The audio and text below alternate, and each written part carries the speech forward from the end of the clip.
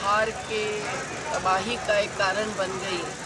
कोसी के क्षेत्र की महापंचायत कोसी नवनिर्माण मंच की तरफ से हमारे जन आंदोलनों के राष्ट्रीय समन्वय के साथी महेंद्र यादव जी और उनके सभी सहकारियों ने आयोजित की। उसमें आज हज़ारों बहनें और भाई उपस्थित हैं और इस महापंचायत में एक महत्व के मुद्दों पर प्रस्ताव पारित होने हैं।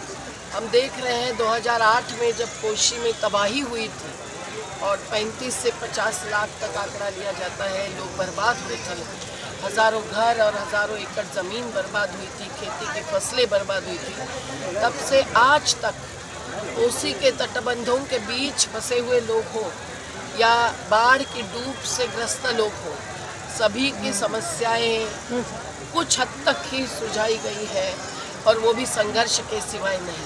पर आज एक प्रमुख मुद्दा है कि जब यहाँ का सर्वेक्षण चालू हुआ है तो जो नदी के बाढ़ में डूब में आई हुई ज़मीनें हैं, नदी अपना रास्ता बदलती रहती है तो दियारा का मामला होता है, लेकिन उसके नीचे डूब गई ज़मीन जब खुलती है तब उस पर अधिकार किसका होगा, इस सवाल का बहुत विकृत जवाब सरकारी तरीके से दिया जा रहा है।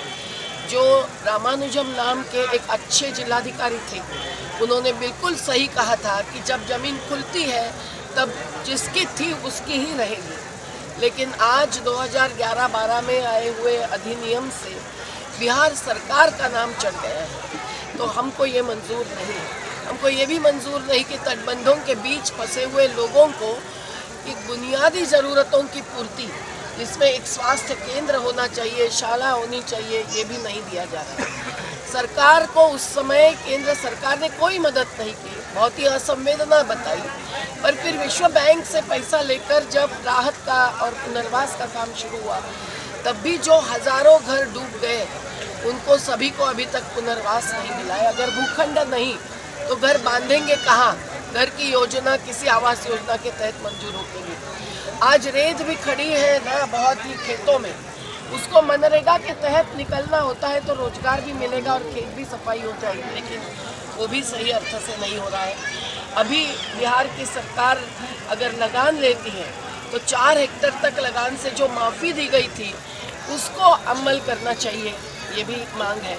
और जो प्राधिकार बना उसके तहत सब काम होना चाहिए, उसको सक्रिय करना चाहिए, उसमें सही सदस्यों की नियुक्ति होनी चाहिए, तभी